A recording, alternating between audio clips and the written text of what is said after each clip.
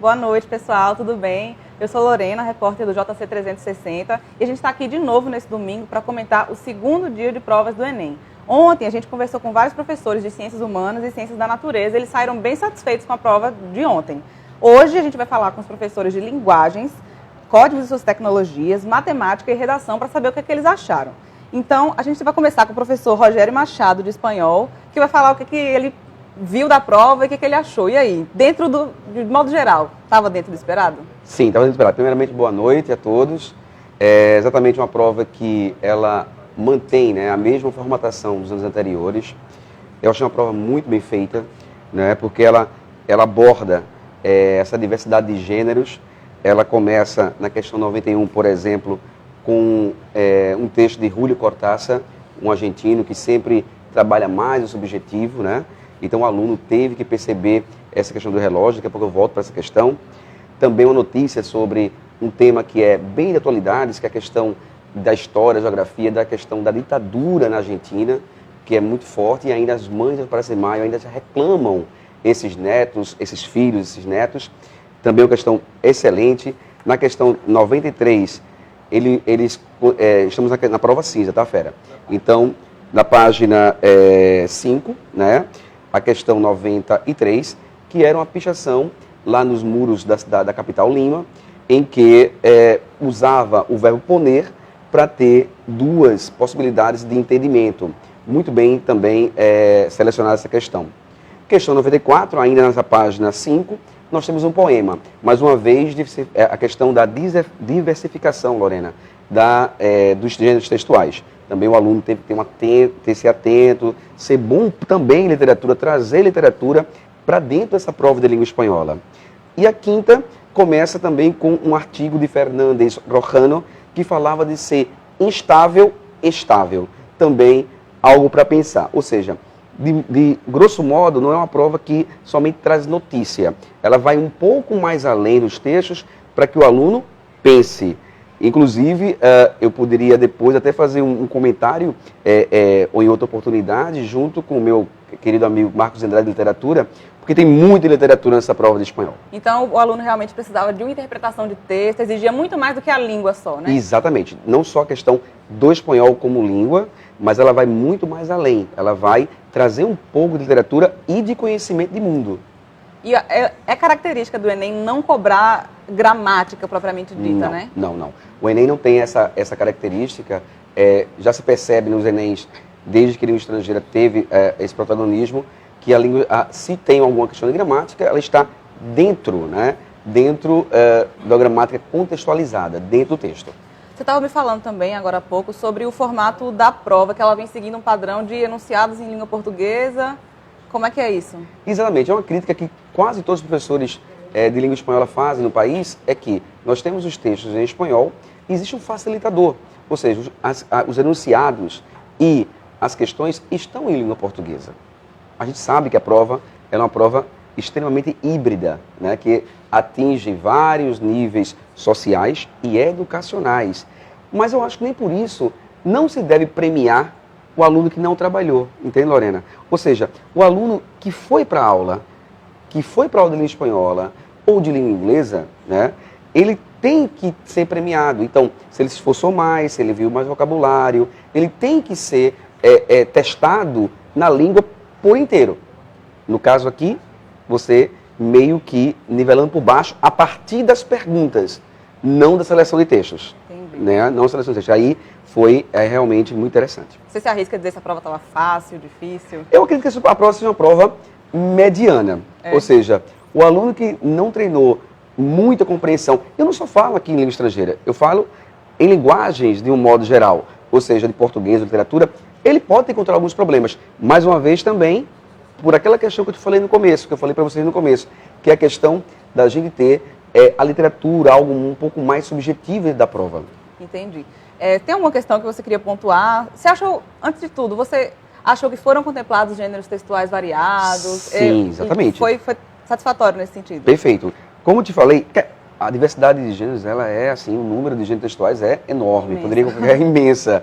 Mas eles conseguiram, dentro de 5 questões, que aqui vai outra questão, outra crítica, né? Eu tenho 45 de linguagem e tenho 5 só língua estrangeira. Ou seja, um país que se está inserido na globalização, e aqui fica uma crítica construtiva à banca e ao MEC em geral, ela tem que fazer por valer a questão da língua estrangeira. Né? A gente vê programas aqui, por exemplo, do Estado, da Prefeitura e do Estado que levam adolescentes, jovens para o exterior para estudar uma língua. Né? Nós estamos todo momento sendo torpedeados por língua estrangeira. E por que são 5 questões de linguagem, né? De língua estrangeira? Então, essa é um problema que a gente sempre vai aqui gritar, né? Os professores de língua estrangeira. Então, vamos para a questão. Qual você destaca? Cara, a questão, Lorena, a questão 93, né? Essa qual é que a tem página? a questão da página 5, Sim. né? Da porta cinza. Eu tenho a questão 93, que tem um muro, não é? Que é um grafitado, que diz assim, acompanha aí, no supe que ponerme e me puse feliz. Aí ele usa, nesse grafite realizado por um grupo que faz intervenções artísticas na cidade de Lima, lá no Peru, há um jogo de palavras com o verbo poner, né? Então, poner eu posso pôr, colocar. Mas em outro sentido, o poner, ele tem que dizer, eu me puse feliz, eu me puse contento, eu fiquei, né? Existe aí uma mudança de estado. Eu estou triste, eu me puse feliz com a notícia, eu me puse feliz com uma questão. Então, eu tenho, na primeira ocorrência, o verbo que vale a vestir uma roupa, né? Então, não soube o que poner, eu não sei o que colocar, mas eu me vesti. E aí eu fiquei feliz, tá? Então, eu tenho vestido uma roupa. Já na segunda, então, houve aí uma mudança, né, de estado. Tá? A resposta, a questão é muito bem feita, uma questão que está aí, né, nos nossos olhos, a grafitagem, então, muito interessante. Ainda, essa questão 91 da página, voltando um pouquinho da página 4, que é o texto que começa com o título Preâmbulo a las instrucciones para a cuerda al reloj, ou seja, um preâmbulo para as instruções para a corda. Então, o escritor argentino Cortázar, como ele era muito viajado, muito poético, o que é que ele faz? Ele diz assim, olha, você, quando ganha um relógio, você tem um problema. Você tem um problema e você vai ter que humanizar esse relógio. No final das contas, você que é o objeto, porque você vai ter que dar vida a esse relógio. Então, mais uma vez, eu acho que a prova está contemplada na diversidade textual, traz a questão da atualidade, traz algo para pensar, algo de literatura. Tá de parabéns, tirando a questão de ser em português e o número de questões. A prova estava curtinha, mas teve muito texto, assim, o Fera ficou cansado, mesmo 5 questões, mas... Você vê que o primeiro aqui, ele é mediano, já o segundo é um pouquinho maior. Mas a prova de linguagem é isso. Daqui a pouco nós vamos ter a Caterina e o Marcos falando aqui, que é isso a prova de linguagens. Se o aluno mesmo não trabalhou, não treinou o texto durante o ano, ele vai ter problemas. Porque não é só capacidade, é treino. É ser um pouco maratonista aqui também, né? Aqueles velhos 2 minutos e 45 para fazer uma questão. Então, o segundo aqui já é um pouco maior. O terceiro, como a gente tinha abordado na página 6, é uma grafitagem. A questão 94, ainda, Lorena, na página 5, é um poema. E o 6 curtinho. Então, ficou balanceado. Quem pegou a prova cinza, em princípio se assustou, porque viu 2 textos assim um tanto quanto medianos, mas depois ele deu uma aliviada. Era só virar a página. Exatamente, já aliviava. Professor Rogério, muito obrigada pelos seus comentários. Imagina. A gente vai voltar daqui a pouquinho com os comentários da prova de língua estrangeira, então segura aí.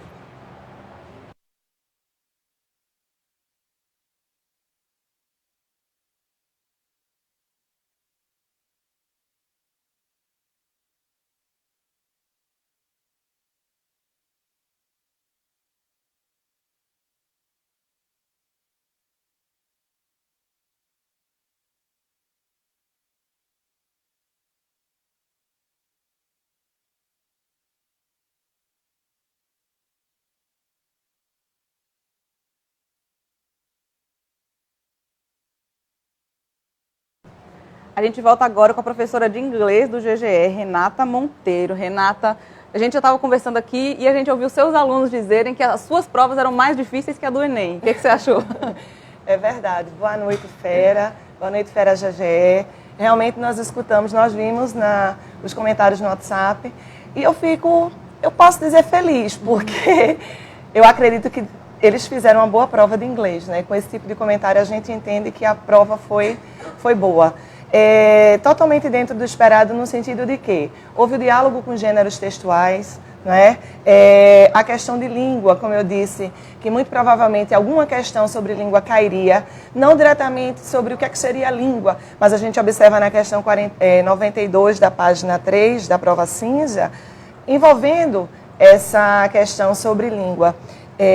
Vimos um texto informativo, nós vimos um trecho da música de Paul McCartney, nós vimos uma propaganda na internet. Então, a gente, de fato, verifica esse diálogo dos gêneros textuais. E uma coisa que o aluno ele tinha que ser capaz de fazer para poder fazer essa prova muito bem feita é a questão de se fazer inferência, né? Então, como a gente já trabalhou, existem dois tipos de enunciado. Aquele enunciado que diz diretamente de acordo com o texto e aquele outro enunciado pode se inferir que. Então, foi uma prova que eu acredito que o aluno não teve dificuldade. Foi uma prova muito boa e, ao mesmo tempo, muito tranquila de ser feita. Se nós formos dar uma olhadinha na questão 91, tá, da página 3, gente, do caderno cinza, o trecho da letra da música de Paul McCartney, quando ele fala ébano e marfim andam em perfeita harmonia. Tá? Essa questão, no final ele diz, olha, todo mundo tem um lado bom, tem um lado ruim. Nós temos que aprender a viver, nós temos que aprender a dar um ao outro o que nós precisamos para sobreviver. E no enunciado ele diz, em diferentes épocas e lugares, compositores têm utilizado seu espaço de produção musical para expressar e problematizar perspectivas do mundo. Paul McCartney, na letra dessa canção, defende o quê? O respeito étnico, letra E. Questão 92, como eu disse, a questão da língua, não é? Quando ele fala das universidades italianas, estão agora trocando a língua pela língua inglesa. Então, no primeiro parágrafo, ele diz que de 2014 para cá, a maioria dos seus cursos de graduação, eles estão sendo trocados para a língua inglesa. Tá? Se você observa no segundo, ele diz qual é o motivo. O motivo é a globalização.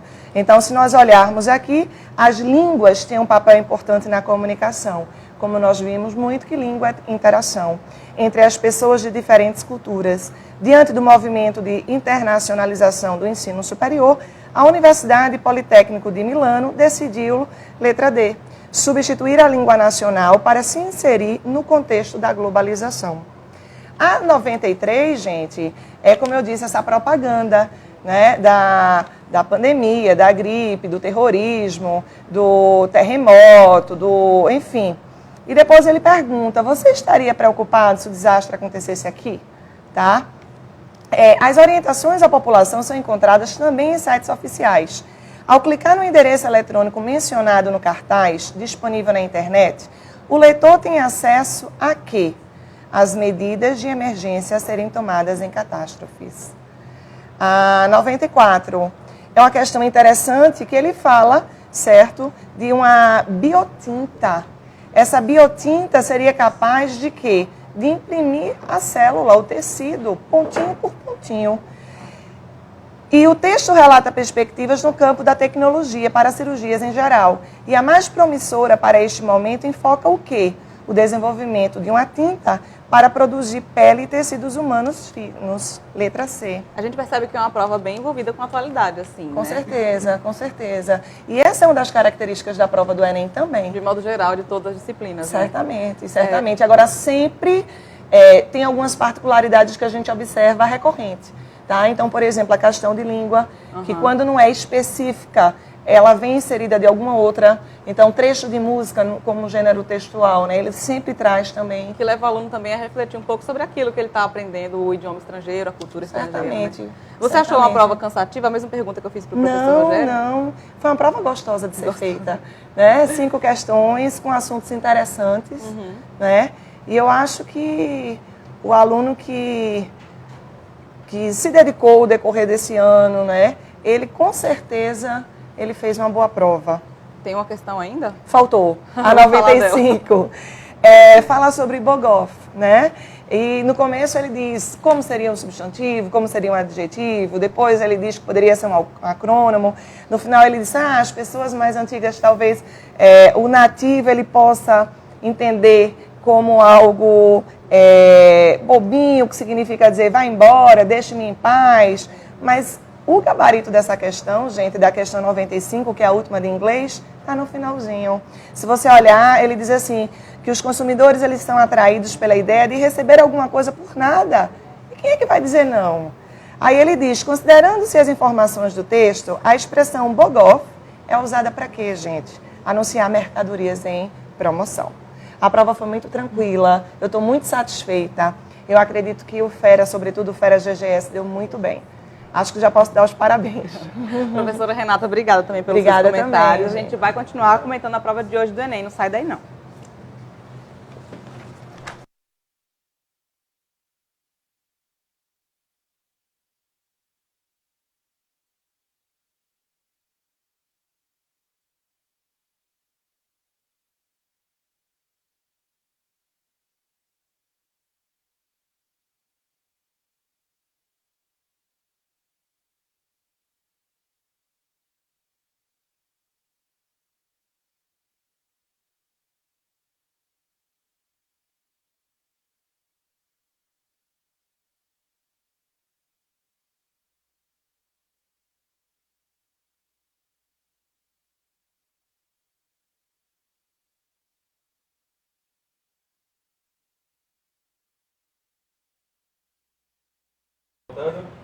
Agora a gente está com a professora Catiline Oliveira, de português, que vai falar um pouco da prova, que normalmente é uma prova mais longa, mais cheia de texto. Conseguiu dar uma olhada nela direitinho? Sim, com certeza, né? Das questões de 96 a 135, inclusive, Fera, presta atenção. Nós não vamos seguir, né, aquela sequência convencional, porque a prova de linguagens e arte, Lorena, é uma prova que envolve literatura, cultura, artes em geral, linguística, inclusive educação física. Houve uma questão aqui falando sobre o drible no handball, por exemplo, né? Então vejam só, o Fera, ele vai fazer essa prova hoje de uma forma diferente dos convencionais, dos vestibulares convencionais. Por exemplo, questão de gramática. Por incrível que pareça, a gente viu duas questões de gramática aqui, uma de pontuação e uma que fala de conectores. Não é muito comum cair gramática? Não, a gramática convencional não cai. Porém, aqueles temas recorrentes, como variação linguística, é o que a gente esperava, gêneros textuais, como Rogério e Renata falaram, esses assuntos fazem parte da prova de linguagens do Enem. Por quê? É um exame plural, é um exame nacional. Então, muitas vezes, quando você muda um pouco de região, as pessoas percebem que os falares mudam. Não é o sotaque só, o sotaque é mínimo. Por exemplo, a questão de número 97... Qual a página? É a página... 6, isso. Da prova cinza, só para lembrar. Isso, exatamente. Que fala sobre a mudança ocorrida na nomeação do inseto. Por exemplo, aqui em Recife a gente chama de muriçoca. Lá no Sudeste eles chamam de mosquito. Lá no Pará eles chamam de carapanã. Mas é o mesmo mosquito, né? Provoca os mesmos sintomas, né? Enfim. E aqui esse texto fala exatamente sobre uma mudança de um nome de um inseto, não é, que varia de região para região. Aí ele diz assim, que o texto descreve a mudança ocorrida na nomeação do inseto por questões de tabu linguístico. E no texto, esse tabu diz respeito justamente ao uso de um vocábulo pouco aceito socialmente. Então, muitas vezes, essa crítica velada que ocorre nas redes sociais, na TV, ao sotaque, às expressões idiomáticas, isso é uma tônica que a gente já espera na prova do Enem. Outra coisa, quando eu falei sobre gêneros textuais, a gente vai encontrar diversas questões que tratam de gêneros textuais. É desde onde que a gente percebe na prova de Ciências Humanas a necessidade de o Fera ler. Não são mais as regras, não são mais as datas, os conceitos, mas a praxis de leitura diária. E quando eu digo leitura, eu estou falando de todo tipo de leitura.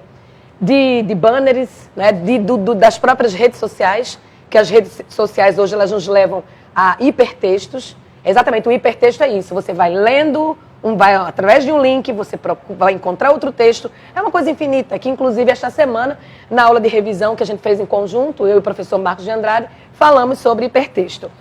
E vamos seguir para a questão ligada à pontuação, que é a questão 103, e a questão 125, que é uma questão também que envolve gramática, nesse caso o uso dos conectores. Você falou que vai cair pontuação.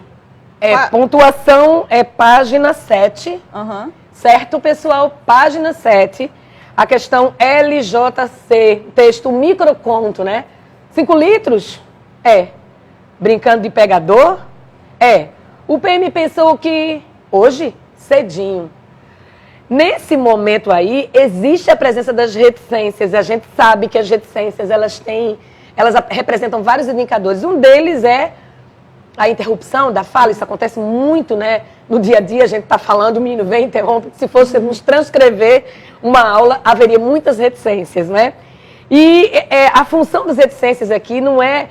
A fala hesitante seria um distrator. Atenção, fera.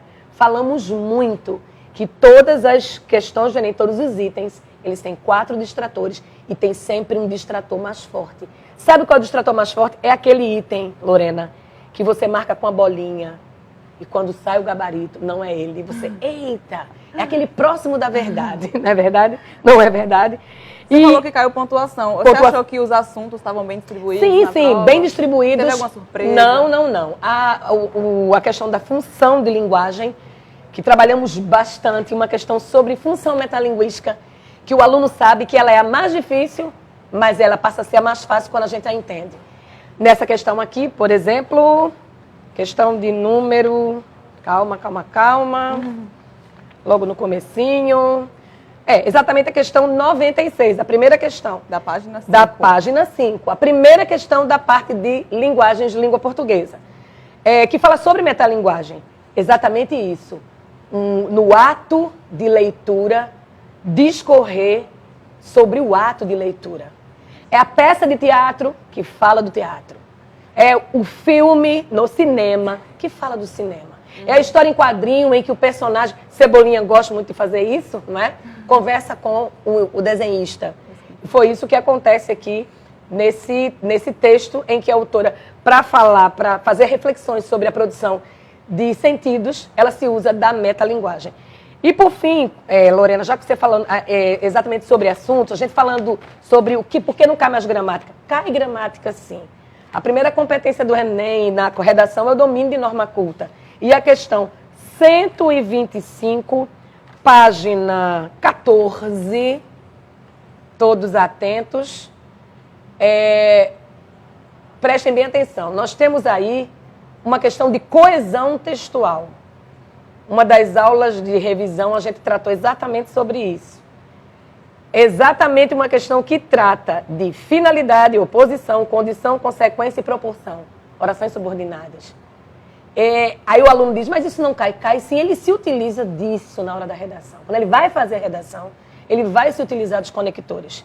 Então, o INEP está de parabéns, né? Uma prova belíssima, um texto para cada questão, não é? E às vezes 2 textos para uma questão, como a 127, que contemplou gêneros, funções de linguagem, variações linguísticas.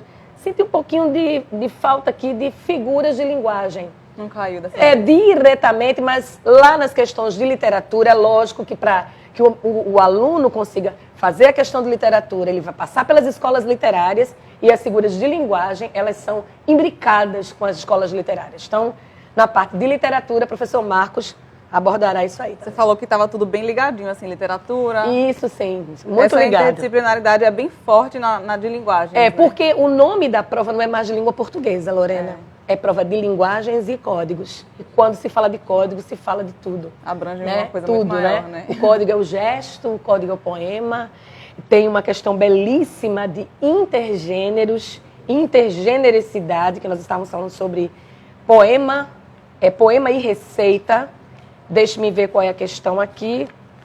Eu tinha separado exatamente a questão 16, a página 11. Uma questão belíssima. Está satisfeito com a prova? Tô demais, né? Show de bola. A gente tem aí poema e receita. Na vida é assim, os gêneros eles estão sempre comungando e se comunicando. Nunca é puro, né? Não, nunca é puro. Até na tirinha a gente tem poesia. Por que não? Poesia está na vida. Essa questão você ia comentar ela? Essa questão aqui, na verdade, como eu falei, é uma questão de intergêneros. E porque trata é um poema e uma receita. A gente sabe que a receita é um tipo de gênero textual que está dentro do texto injuntivo e instrucional. E o poema, né, na maioria das vezes, é um texto narrativo. Ele parte da narrativa, ou até um pouco da exposição, depende da forma. Nas músicas a gente vê muito isso, inclusive por falar em música, Chico Buarque de Holanda. Né? Caiu, Chico. Caiu Chico Buarque de Holanda, né? No texto Querido Diário.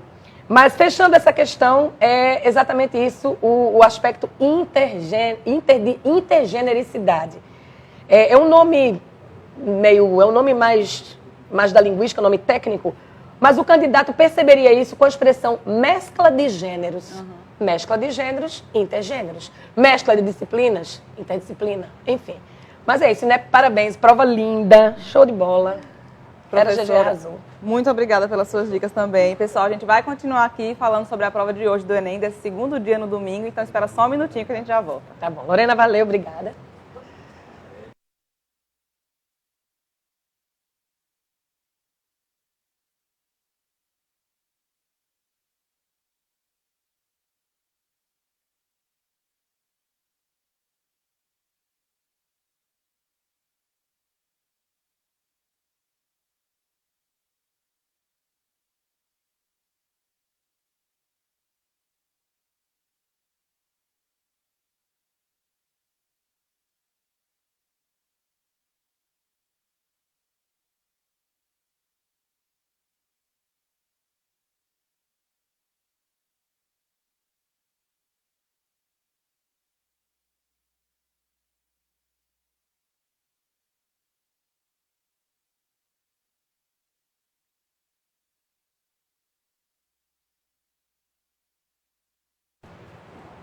Agora é a vez do professor Marcos Andrade, que vai falar da prova de Literatura e Arte desse segundo dia de Enem no domingo. Boa noite, professor. Boa Tudo bem? noite. Boa noite a todo mundo que está vendo a gente aí.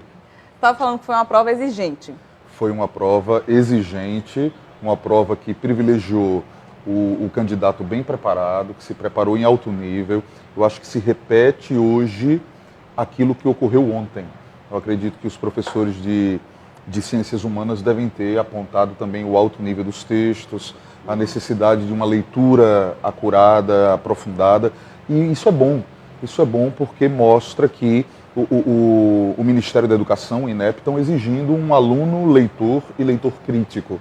Eu acho isso muito importante, sim. Então tem muita interpretação, ele exige muito que o aluno entenda o que ele está lendo. Exatamente. Houve um elemento que eu acho muito interessante, que é o da... Isso se repete, na verdade, na prova do Enem já há algum tempo, que é a ênfase na hermenêutica literária, né, na interpretação do texto literário. Você associar os seus conhecimentos de língua portuguesa, de conhecimentos específicos da área de literatura, que a aula de literatura que vai realmente proporcionar a você uma ampliação do seu horizonte de interpretação, né?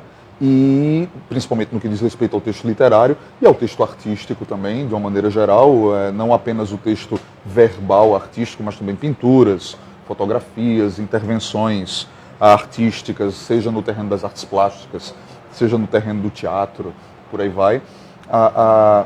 Eu acredito que essa preocupação em levar o aluno a refletir criticamente e interpretar em profundidade o texto vem sendo uma constante na prova do Enem, e esse ano, em especial, exigindo um pouquinho mais desse aluno. Eu achei uma prova bem interessante. Qual foi a dificuldade que o aluno encontrou, assim, se ele encontrou alguma? Ele vai encontrar algumas dificuldades, como, por exemplo, o Catilino já mencionou agora, distratores mais fortes. Né? Aquela questão que você fica entre uma e outra, porque o elemento distrator está realmente puxando você a marcar. É bem convincente, está levando você a marcar errado. Conduzir, né, realmente a uma leitura desfocada. E essa talvez tenha sido a grande dificuldade. Distratores mais convincentes. Mas quem se preparou acha que... Acho que encontra as respostas corretas e tende realmente a encontrar o elemento distrator e dizer, não, essa questão aqui está querendo me enganar. E aí vai. Com relação aos conteúdos de literatura que vocês trabalharam, que estavam no conteúdo programático, foi tudo contemplado? Sentiu falta de alguma coisa? Senti falta, na verdade, assim, eu percebo que o Enem tradicionalmente dá um enfoque maior à literatura e à arte moderna e contemporânea. Isso a gente já esperava, isso aconteceu na prova, se materializou aqui.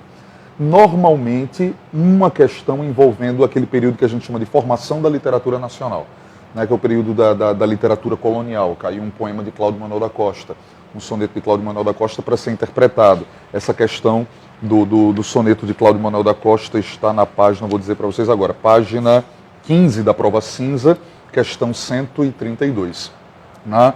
Foi a única questão em que realmente houve a necessidade de interpretação de um texto literário de um período bem distinto da modernidade e da contemporaneidade. O texto que envolveu Machado de Assis era um texto de crônica, uma crônica jornalística de Machado de Assis, e mais voltado para a interpretação de texto propriamente, não necessitando obrigatoriamente de nenhum entendimento mais específico da arte literária, nem nada disso.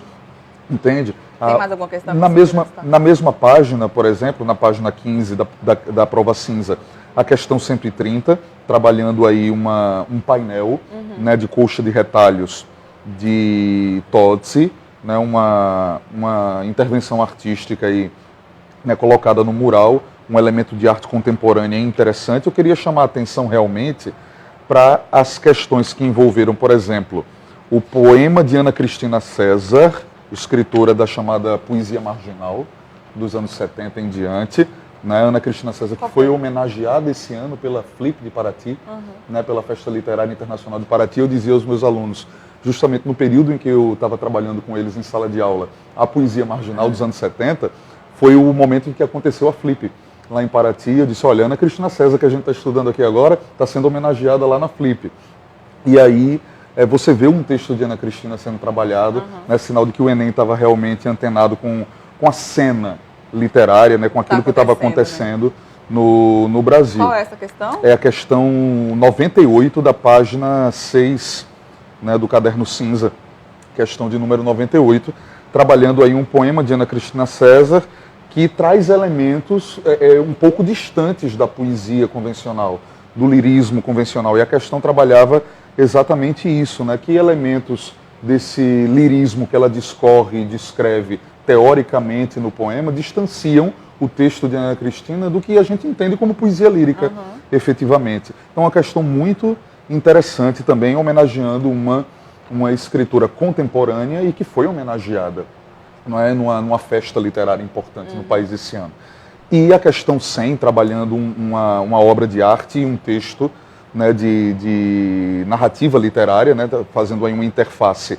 Questão 100 está na página 7, né, do caderno cinza, uma obra de arte que nos remete quase que diretamente ao expressionismo, principalmente o expressionismo de linhagem alemã, apesar de não ser necessariamente uma obra expressionista, afinal de contas é uma obra dos anos 70, mas que traz elementos da vanguarda expressionista do início do século XX. O expressionismo é um movimento ali dos anos 10, né? E um texto que também fala dessa questão da deformidade, da degradação, né? Dos elementos mais grotescos da vida que o expressionismo soube trabalhar, que ele trabalha em cima do conceito de feio, do conceito de degradado, do conceito de deformado. E essa questão fantástica envolvendo literatura e artes plásticas trouxe aí que elementos essa obra contemporânea, né, duas obras, na verdade, uma literária e outra de artes plásticas da contemporaneidade, acabam nos remetendo a elementos da arte, de um modo geral, no século XX, como é o caso das catástrofes que assolaram o século XX, né, da descoberta de uma realidade psíquica pela psicanálise, de todos os elementos que levaram a uma nova concepção de beleza na arte moderna e daí para frente na arte contemporânea. Eu achei uma prova bonita, exigente, repito, mas uma prova interessante, mostrando que o INEP está querendo levar o aluno brasileiro para um outro nível, a despeito do fato de a gente imaginar que ano que vem o Enem sofra mudanças, né?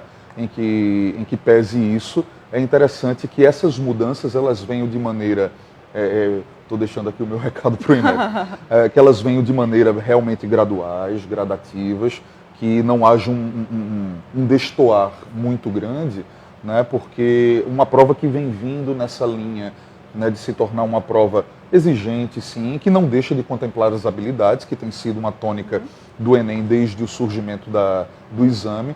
Eu acho que isso pode, sim, né, guinar no sentido que a presidente do INEP tem trazido, né? Ela diz que vai haver mudanças, é importante que o Enem siga um caminho mais próximo daquele inicial, pensado, ela chegou a dizer isso na imprensa algumas vezes, mas eu acho que é importante que essas mudanças não ocorram muito bruscamente, para que o aluno que vem se preparando já desde o primeiro ano do ensino médio, focando o Enem, não acabe se prejudicando com uma prova que destoa totalmente daquilo que se espera. Mas você achou que essa estava dentro do padrão dos anos anteriores? Eu acho que estava dentro do padrão e levando um pouquinho para cima, né? Levando o nível um pouquinho para o alto. Eu acho que foi uma prova muito legal.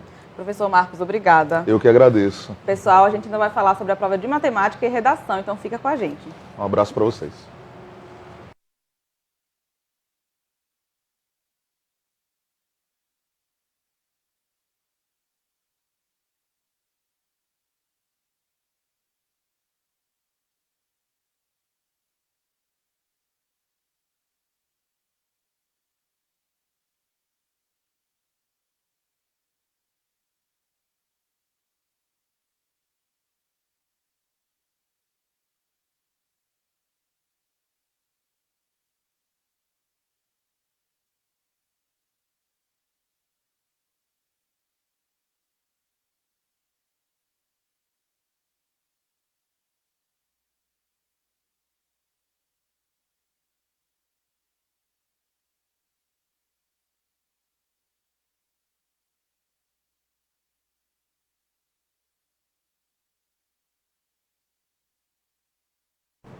Saindo agora um pouquinho da parte das linguagens e códigos, a gente vai falar da prova de matemática. Quem está com a gente é o professor do GGE, Marconi Souza. Boa noite, professor. Boa noite, Lorena. Tudo bom, Quais querida? foram os comentários que você já ouviu sobre essa prova? O que você achou? Olha, desde já, né, boa noite aí a todos, boa noite a todos os feras que estão aqui depois de 2 dias exaustivos aí de muita luta.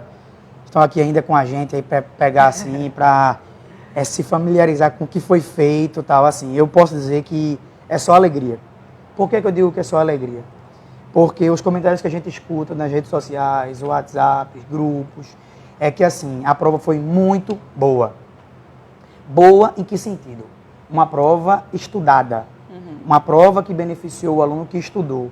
Obviamente que tiveram questões bem fáceis, mas assim, o nível das questões, o tradicionalismo do Enem, existe assim, questões excessivas, um certo assunto que caiu de maneira excessiva, mas no geral eu só escutei comentários positivos.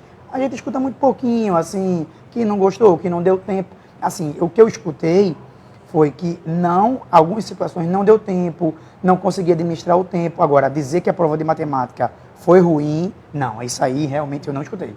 Qual foi o assunto que você disse que caiu em excesso? Olha, como sempre, a prova do Enem é uma prova que volta muito para a parte de matemática básica. E você vê muita questão de médias, você vê muita questão de porcentagem, tá, de proporção, que são assuntos do cotidiano, que é a proposta do Enem, tá certo?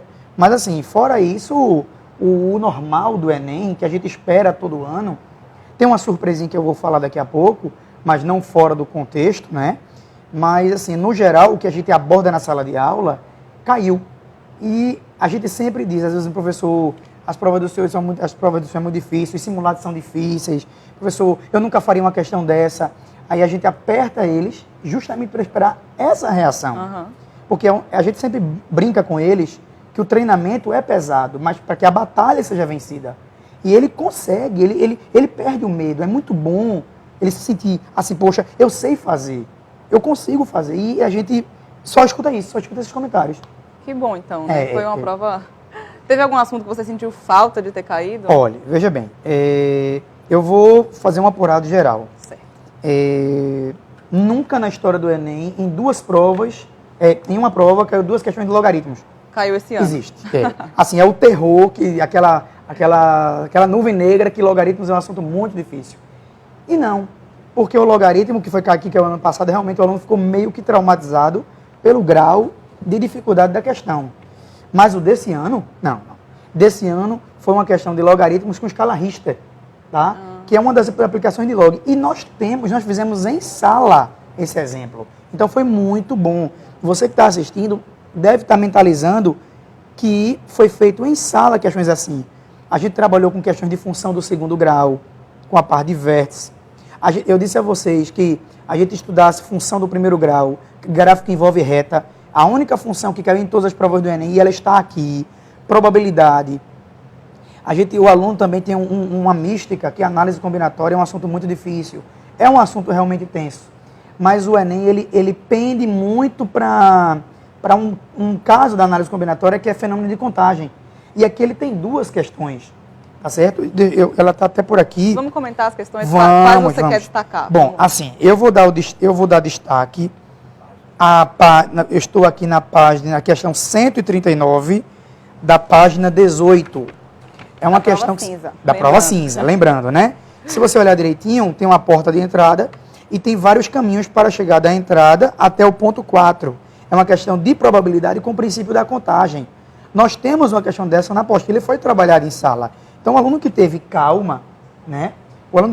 Ele respondeu a questão com tranquilidade, tá? É uma coisa muito importante, inclusive, ter calma na prova de matemática. A gente sempre diz assim, não só na prova de matemática, Lorena, é o fato seguinte, é o fato do aluno que estudou, que renunciou de muita coisa durante o ano, é um esforço muito grande, e na hora ficar nervoso. É a prova que não vale a pena, que ele está estudando e ele consegue fazer. Então, se ele manteve a calma, se ele manteve o equilíbrio na hora da prova, com certeza que foi um show, ele vai se dar muito bem. Deixa eu dar um destaque aqui também. Pronto, a questão de número 147, página 20. 147, página 20. Observe aí, por favor. É uma questão de logaritmos com escala Richter. A gente vai colocar na tela. Tudo bem. Questão 147, página 20, de escala Richter. Falando do terremoto do Japão, de 2011, tal, de Fukushima. É uma questão que trabalhamos em sala. Tá? Inclusive, até a própria equação igual. Então, assim, a lei de formação da escala Richter, ela não muda. Ele pode mudar os dados, mas se o aluno está preparado, ele faz tranquilo, entendeu? Então, assim, toda aquela mística sobre logaritmos cai. Deixa eu dar uma olhadinha aqui em outra questão que eu dou destaque. Deixa-me ver. Pronto, eu dou destaque na página de número 23, a questão de número 155. Se localizou? Ó, é uma questão que envolve análise combinatória, a parte de cadastros, senhas, algarismos, códigos bancários. A gente sempre diz que o Enem, ele gosta muito desse tipo de questão.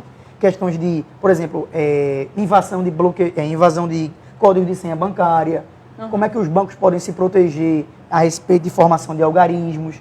Então, caiu novamente. Então, o aluno, que mais uma vez eu insisto, que estava tranquilo, ele fez muito bem a prova. Foi uma prova exigente de cálculo, digamos? Olha, assim, eu não parei para resolver ela toda, mas assim, superficialmente, ela tem seus textos longos, ela tem, digamos assim, ela tem seus textos compridos, mas assim, se o aluno ele sabe, vai logo nas questões com texto menor para ganhar tempo e fazer, ele vai se dar bem. Estratégia, né? De como a estratégia. A gente sempre fala para o aluno que corra atrás das habilidades visuais, questões que envolvem gráfico de linha, gráfico de barra, gráfico de pizza, que tem aqui umas 3 ou 4. Estatística, moda, média, mediana. Pessoal, a gente falou exaustivamente isso. Não teve um Enem que não tenha cobrado a parte de mediana. Está aqui novamente, mais de uma. Não teve um Enem que não tenha cobrado a parte de médias e você teve mais de 2 questões. Então, vale a pena ficar nervoso? Não vale. Ou seja, atrasa você, deixa você de fora e faz com que você não acerte questões que você faz comumente. Entendi. Comparado aos outros anos, você arrisca dizer se estava mais fácil? Olha, veja bem, assim, eu quero dizer que o Enem deixou de ser bestinha. Isso é muito bom, porque assim, não, eu estudo 3 meses, eu estudo 1 mês e faço a prova do Enem. Ele não faz. Ele não faz com toda a segurança. Por quê? Porque é uma prova que beneficia o aluno que estuda, o aluno que sabe procurar as questões fáceis. Tem questões aqui com grau de dificuldade um pouco mais diferenciado, mas o aluno que está com a cabeça fria, ele consegue resolver. É isso o principal do aluno. O equilíbrio na hora de uma prova faz muita diferença, fora o conhecimento que o fera já tem. Então, assim, eu costumo dizer, ainda bem que a prova do Enem, ela veio assim, porque ela beneficia o aluno que estuda, e isso é muito, muito bom. Professor, muito obrigada pelas suas dicas. Eu que agradeço a oportunidade. Suas dicas. Espero que tenha ajudado o pessoal que está em casa. A todos os feras, agora é só esperar o gabarito e muito sucesso a todos. Obrigado por tudo. Boa noite, professor. Boa noite, A obrigado. gente vai falar agora da prova de redação, daqui a pouco a gente volta.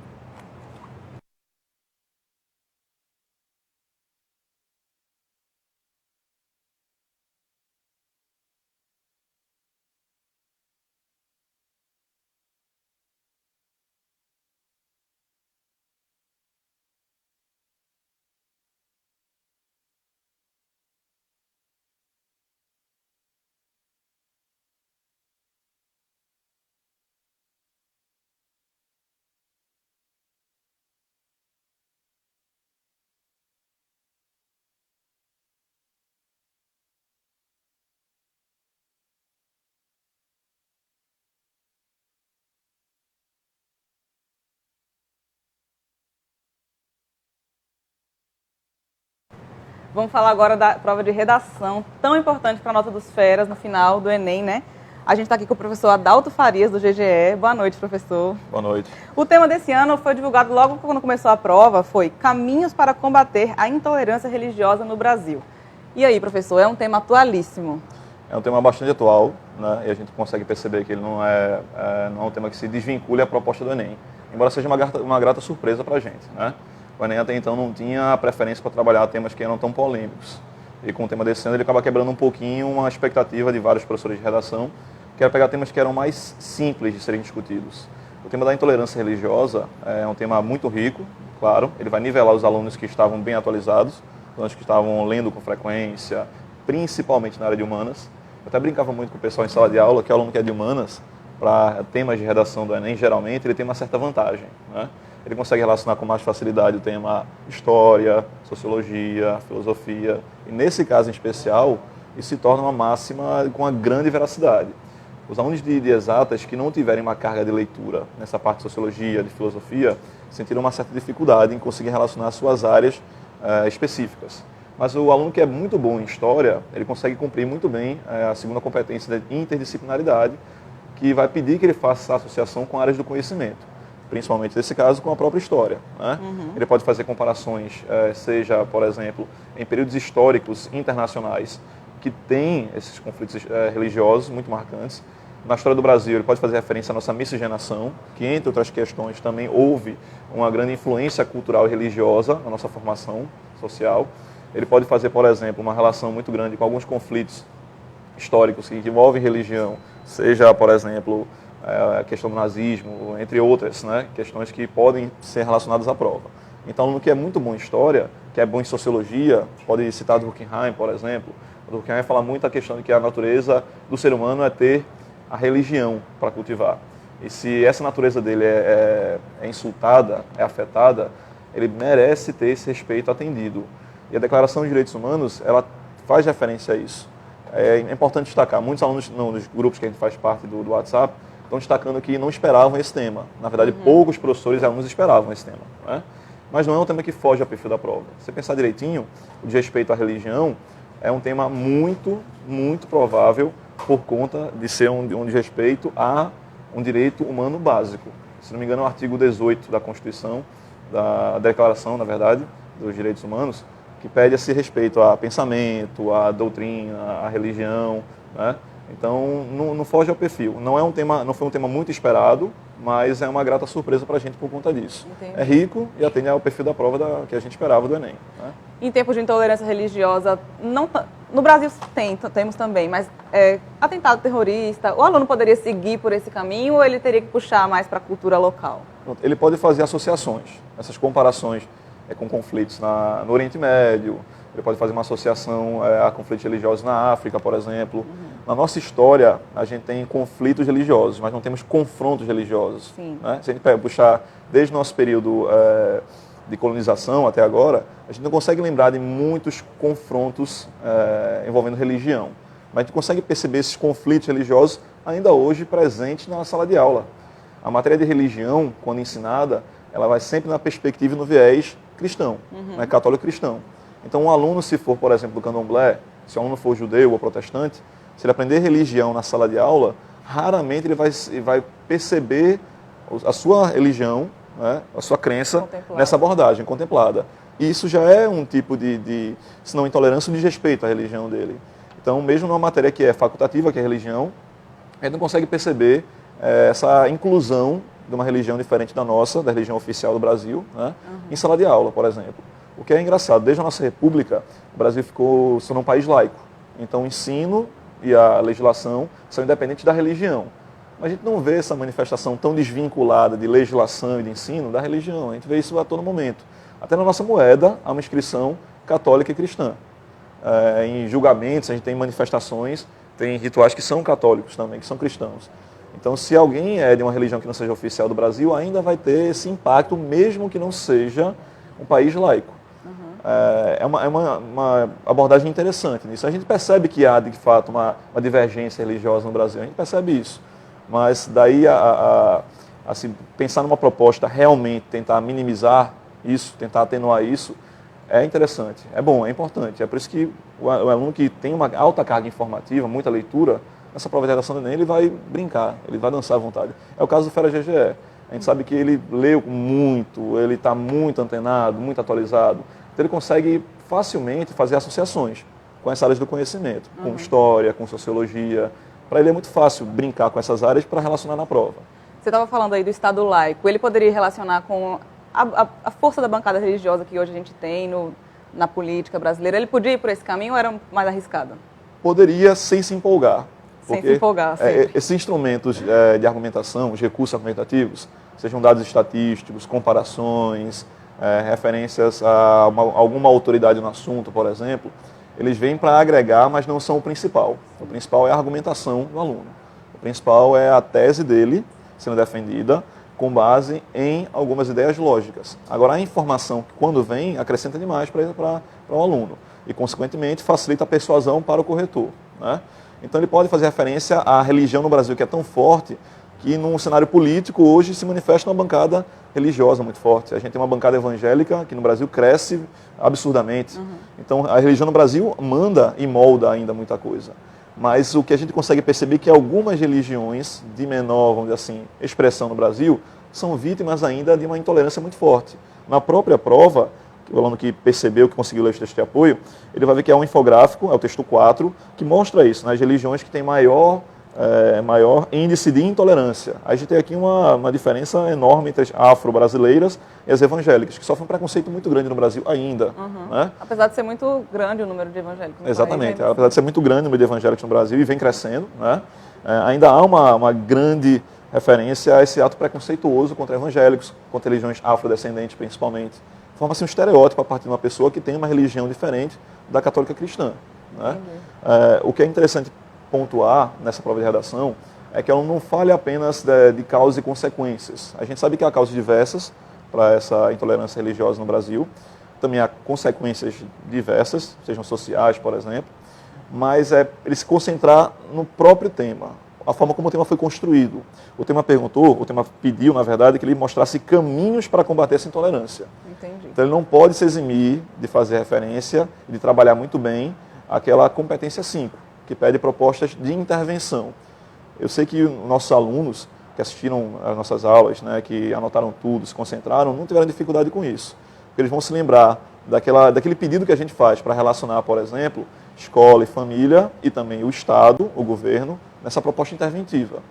Eu até falei para eles que quando o tema tiver uma legislação específica já montada em relação ao problema, que eles pensassem em tornar aquela legislação com uma punição mais rigorosa. E, por ironia, na prova isso aparece. O texto 3 da prova é um capítulo da nossa legislação penal. É o artigo 208, né, a legislação penal. Aí ele mostra que a pena para algum tipo de atividade de intolerância religiosa é a detenção de 1 mês a 1 ano, ou multa. Se você pensar direitinho, a depender da manifestação de preconceito religioso, é muito pequena. É muito pequena. Então, uma das possíveis propostas interventivas é tornar essa punição legislativa mais rigorosa. Claro. Né? Já que é uma legislação específica, já que há um artigo para isso, por que não tornar essa punição para quem é preconceituoso com a religião no Brasil mais rigorosa? Por que não ser um pouco mais incisivo nisso? Né? Aí uma outra proposta que ele poderia fazer é mostrar que em sala de aula, tá, mesmo com a disciplina de religião sendo facultativa, pode-se levar com projetos, com palestras, com simpósios, o respeito à diversidade religiosa como inclusão desses ritos diversos, tá? Em sala de aula, nas escolas, com alunos, com a família participando, né, em parceria com a família, com os jovens, com as crianças, porque desde cedo a gente consegue implantar esse respeito religioso. Quando você pensa, por exemplo, que alguém é do candomblé no Brasil, já vem um estereótipo, infelizmente, muito negativo para essa pessoa. A gente começa a formar uma imagem negativa dessa pessoa só pela religião. Se isso é levado para a sala de aula, na escola, desde o nosso ensino infantil, passando pelo fundamental e chegando ao médio, as crianças de hoje, futuros adultos, vão ter essa permissividade maior, esse respeito maior a ritos diferentes do dele, né? A crença diferente das dele. Então, é uma proposta interessante. Fora também que ele pode fazer referência à mídia. A mídia, embora não tenha uma responsabilidade social, ela tem uma função social importante, que é também difundir esse respeito a crenças religiosas. Já houve programas que já foram ao ar que mostravam um pouquinho dessa vertente de respeito à religião. E por que não mais campanhas midiáticas que promovam isso, né, que disseminem isso daí. Então a mídia pode vir também em parceria com o Estado, com o governo, com a família e com a escola para ajudar na resolução desse problema. O Enem, então, ele espera, de fato, que o candidato ele já tenha internalizado esse respeito às outras religiões, digamos assim. Sim. Então, foi um tema pertinente nesse sentido. Foi um tema pertinente. É um tema que a gente, de fato, não esperava, porque o Enem foi uma surpresa, mas uma grata surpresa, né? Porque o Enem ele não tem essa preferência por trabalhar temas que são polêmicos, se bem que é uma polêmica que ele ainda assim trabalha já na defesa dessa agressão a um direito humano. E aí o aluno que percebeu isso, que se tocou na hora da prova, quando leu o tema, ele foi muito bem. Que embora seja uma questão religiosa, ainda assim é uma agressão a um direito humano, um desrespeito a um direito humano, que é a questão da liberdade religiosa. E o aluno do GG, ele sabe muito bem disso. Então ele, na hora, deu aquele toque. Ele pensou, pô, Adalto falou isso em algum momento da aula, né, que o tema é um desrespeito a um direito humano. E a questão da religião pode ser bem trabalhada nesse aspecto, sim, né? Agora, o interessante dessa prova é que ela abre já uma margem para que o Enem possa trabalhar temas mais polêmicos também, que até então não mexeu. O Enem ainda não trabalhou, por exemplo, a questão da homofobia, ainda não trabalhou temas polêmicos como a legalização da maconha, e pode começar a trabalhar esses temas porque já começou aqui a se intrometer um pouco em temas mais... Preparar o terreno, né? Preparou o terreno, trouxe um que é polêmico, mas nem tanto. Ano passado também já foi um tema que o pessoal gostou muito, e foi... Claro, ótimo. Violência contra a mulher, E que também tinha, tal como nesse tema daqui, uma espécie de uma armadilha para os alunos que têm um preconceito. Exatamente. É por Não isso é? que eu estava falando que talvez o texto esperava que ele já não tivesse esse preconceito, porque senão já... Exatamente. Qual é o caminho que ele não poderia seguir, vamos dizer? Pronto, ele não podia no fazer um texto de proselitismo, ele não poderia querer no texto pregar a crença religiosa dele, querer converter o corretor para essa única visão religiosa para a religião dele. Ele não poderia ter um texto vamos dizer assim, de conversão do corretor. É um Entendi. texto de defesa à diversidade religiosa, Entendi. mas não do meu prisma religioso para defendê-lo e, ao mesmo tempo, querer converter quem está lendo. Não é defender a minha religião. Não é defender a minha religião, é defender a religião de todos. Então, a metáfora do ex-papa João Paulo II, que eu acho muito interessante sobre a religião. Ele diz que a religião, na verdade, é um grande espelho que foi jogado na terra, que se quebrou, e que cada pedacinho desse espelho foi pego por uma religião específica, e aí você tem o que seria a verdade de Deus da religião. Então, cada religião se complementa, se pensar direitinho, né? Se todo mundo se abraçar, então... Se todo mundo se abraçar, todo mundo se respeitar e não condenar, a gente tem um caminho interessante. E essa metáfora é muito bonita, e ela vai muito de acordo com o que a prova está pregando, que é essa diversidade não como oposição, não como inimigo, mas como complementação, e principalmente com a convivência pacífica. Então, foi bom ela ter preparado esse terreno, porque futuramente temas mais polêmicos e de mais difícil, vamos dizer assim, aceitação do público e discussão podem aparecer. Aquele aluno que vai aqui apresentar uma visão preconceituosa, fechada, restrita, na prova já tem uma armadilha, como foi no ano passado. Ano passado, alguns alunos foram machistas na prova. Aí ali já eram eliminados por conta dessa visão restrita. Tem que ter muito cuidado com isso, então. Tem que ter muito cuidado, tem que ter muito cuidado. O engraçado também são algumas brincadeiras que o Enem faz com a gente.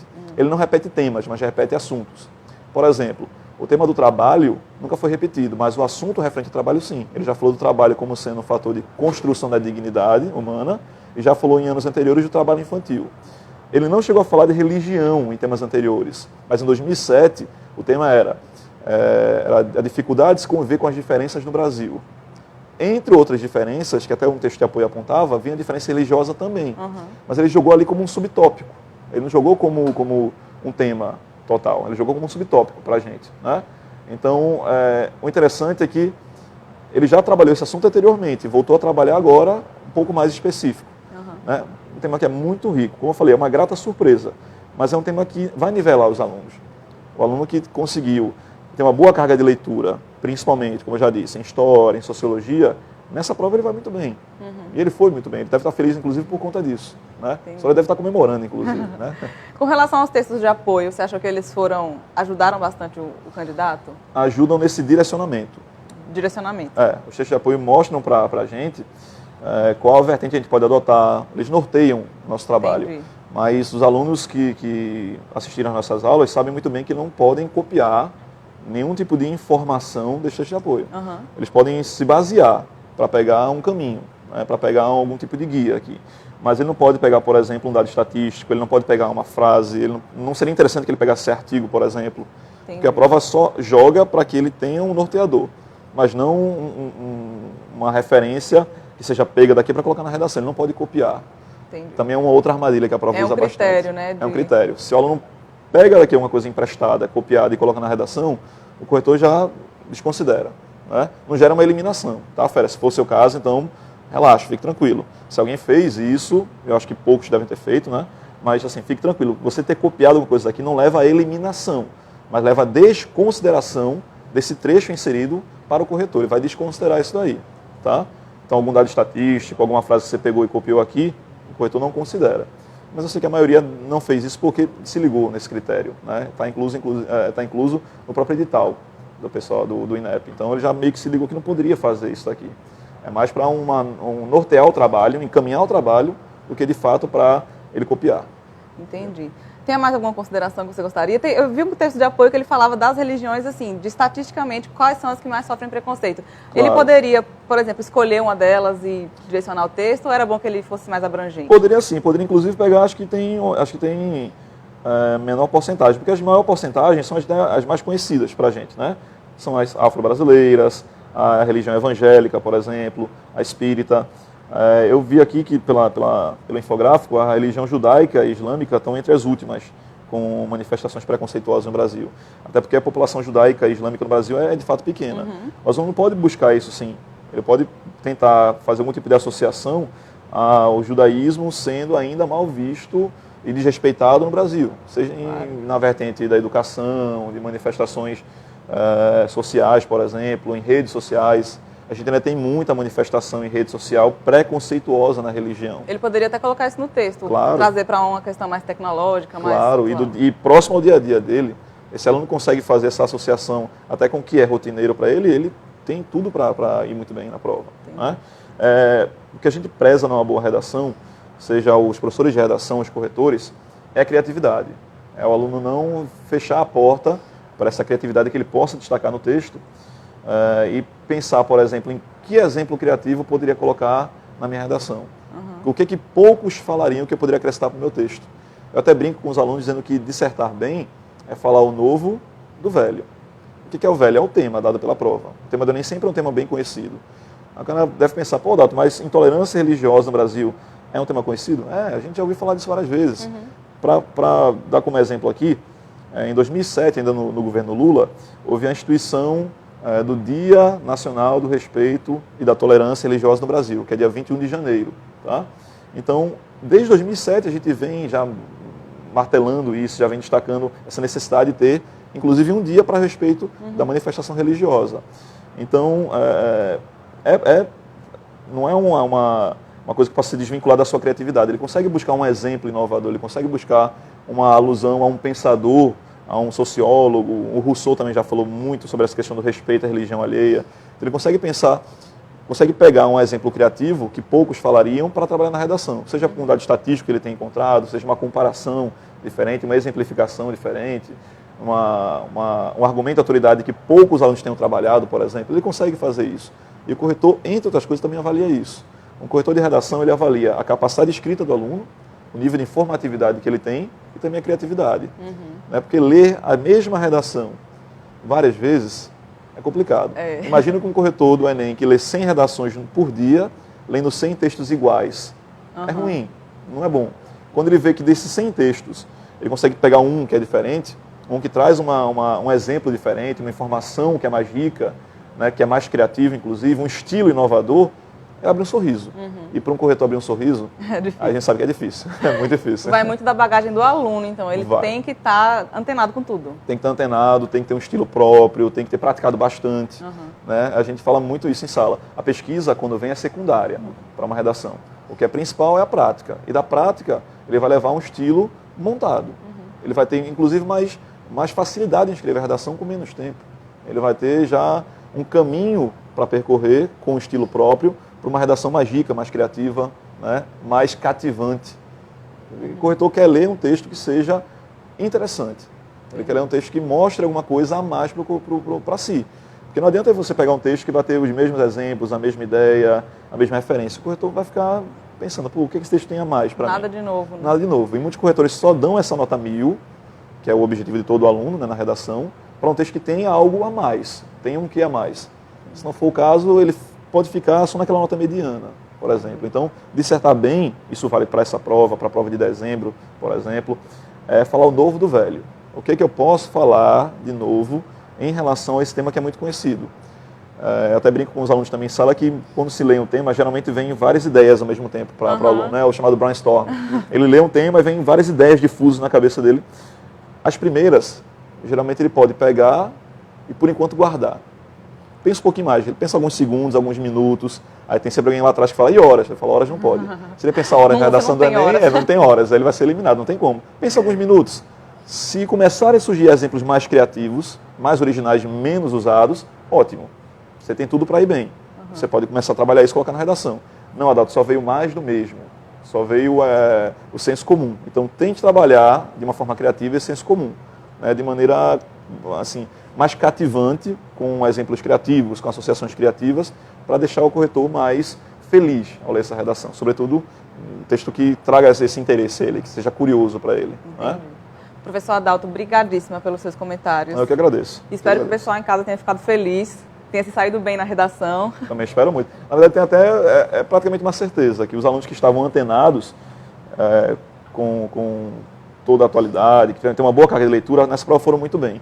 Eu estou feliz, inclusive, com isso, e estou vendo pelo que muitos alunos já falaram comigo aqui, que eles também gostaram muito do tema. Alguns os alunos já comentaram com você? Já comentaram bastante aqui. Professor, adorei o tema. Alguns alunos que vão fazer a prova só em dezembro, lamentando. Professor, queria ter feito essa prova hoje, professor, não sei o quê. Queria ter feito essa redação. Não é? E agora, professor, vou fazer em dezembro com um tema como esse, que eu podia trabalhar muito bem. Então, é um tema que nivela. E um tema bom é esse. É um tema que vai prestigiar o aluno que estudou. Então, é um tema que, para a gente, é muito gratificante. Poder pegar um divisor de águas. O aluno que lê o que se dedicou, o aluno que vai fazer um texto só na superfície. Esse vai ser, se não eliminado, ficar com a média tão baixa que não vai nem ser concorrente. O que leu e que tem uma boa carga de leitura, esse cara já está com a vaga na mão. Já é dele. Meio caminho andado. Meio caminho andado. Eu queria agradecer ao professor Adalto e a todos do GGE que estiveram com a gente aqui hoje e ontem. Lembrando que o gabarito do Enem sai no próximo dia 9, é quarta-feira. Quarta-feira, se eu não me engano, né? E o resultado final sai no dia 19 de janeiro. Então, agora é torcer, esperar. Para quem vai fazer a prova em dezembro, que teve a prova adiada nesse final de semana, eu espero que os comentários tenham ajudado. E o vídeo, a transmissão, tanto a de hoje como a de ontem, vai continuar no Facebook do ENE10. É só procurar lá que você pode rever quantas vezes você quiser. Agora é esperar a nota e comemorar no final. Então, muito obrigada a você que assistiu. Tudo de bom, boa sorte. Tchau, tchau.